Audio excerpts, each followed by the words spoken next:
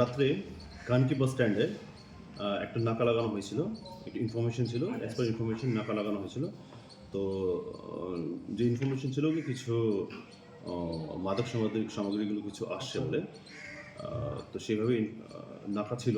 তো নাকার মধ্যে 33 cartoons liquor ধরা পড়েছে, যেটা দালখোলা সাইড থেকে আসছিল। এবার ইনভেস্টিগেশনে বোঝা যাবে কি এটা এক্স্যাক্টলি কোন জায়গা থেকে আসছিল। তো একজনকে অ্যারেস্ট করা হয়েছে, আর ওকে রিমান্ডে নেওয়া হচ্ছে। আর 33 কার্টুনসে টোটাল আপনার 48 পাউচ করে প্রত্যেক কার্টুনে ছিল। টোটাল 180 ml এর এক একটা পাউচ ছিল। টোটাল যে যার ভ্যালিউ হচ্ছে অ্যারাউন্ড 2.5 lakhs। তো 2.5 lakhs আমরা মদ ধরতে পেরেছি। স্যার এগুলো কি নকল ছিল নাকি স্যার কাগজপত্র ছিল না বলে আটক করা হয়েছে? এটা যা দেখতে মনে হচ্ছে কি নকল আছে। এবার এটা ফার্দার ইনভেস্টিগেশনে বোঝা যাবে। স্যার অ্যারেস্ট কিছু পপ্পু কুমার বলে একজন অ্যারেস্ট হয়েছে। বাড়ি কি বিহারে? হ্যাঁ, স্মাগলিং করা হচ্ছিল নাকি? বিহারে তো বন্ধ আছে। এইটা নিয়ে আমরা দেখছি, আমরা এটা ইনভেস্টিগেশনে বোঝা যাবে, যেহেতু সেই জন্য আমরা রিমান্ডে নিচ্ছি। রিমান্ডে নেওয়ার পরে আমরা বুঝতে পারবো। তাহলে স্যার গাড়িটা সিজ করা হয়েছে স্যার, কি গাড়ি ছিল? একটা বুলেরো ছিল। বুলোর গাড়ি ছিল। হ্যাঁ, বুলেরো পিক আপ ভ্যান যে হয়। আর এই পাপ্পু যিনি অ্যারেস্ট আছে ইনি বোধহয় চালক ছিল। ইনি ড্রাইভার ছিলেন। ড্রাইভার ছিল, একাই ছিল উনি গাড়িতে। ইনি একাই ছিলেন। তো স্যার ইনাকে যে রিমান্ডে কতদিনের রিমান্ড দিল আর কি?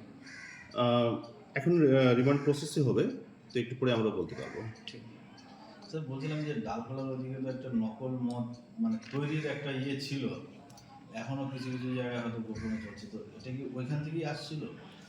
না, সেটা আমরা এখন বলতে পারবো না। সেই জন্য আমরা বলছি কি রিমান্ডের মধ্যে যখন হবে তারপরে আমরা বুঝতে পারবো। ডালখোলাতে কিষান মন্দির বেরিয়ে যাচ্ছিল গাড়ি। মানে আমি বলছি কোন সাইড থেকে আসছিল, মানে অ্যাকচুয়ালি সাউথ সাইড থেকে আসছিল। আচ্ছা। শুধু ওইটা আমি বলছি, মানে ডালখোলার দিক থেকে আসছিল। ওই দিক থেকে, ইসলামপুরের দিকে। হ্যাঁ ওই দিকে আসছিল, সেটা বলছি আমি। অরিজিনেট কোথায় থেকে হয়েছে সেটা এখনই আমরা বলতে পারবো আর না। কোনো বিষয় আছে? স্যার একটা জিনিস হলো চোপড়ার লক্ষ্মীপুর এলাকায় আজকে অভিযোগ ছিল যে গতকালকে একজনকে মারধর করা হয়েছে এবং জেসিবির পরিবারের লোকেদের বিরুদ্ধে অভিযোগ। তো এখনো পর্যন্ত কোনো অ্যারেস্ট বা কোনো কমপ্লেন জমা পড়েছে এই বিষয়টা নিয়ে? কালকে একটা আমরা অভিযোগ পেয়েছি, এই বেসিসে আমরা একটা কেসও করা হয়েছে, আর এটা রেডও করা চলছে। এটা ভালো করে তদন্ত করা হচ্ছে। বলছি স্যার ওই যে জেসিবি একটা বড় যেটা ঘটনা হয়েছিল চোপড়া থেকে আর কি, তার কি পরিবারের কেউ সেখানে মানে তাদের পরিবারের কারোর কি কমপ্লেন হয়েছে তার না, নামে? এইটা দেখেন, এইটা যা আছে এখন যা বোঝা যাচ্ছে এটা পার্সোনাল এনমিটি কিছু ছিল এনাদের মধ্যে, সেইটুকুই আছে, সেটুকুই আমি বলতে পারবো আপনাকে। আর কিছু আছে? ঠিক আছে। ঠিক আছে, থ্যাংক ইউ।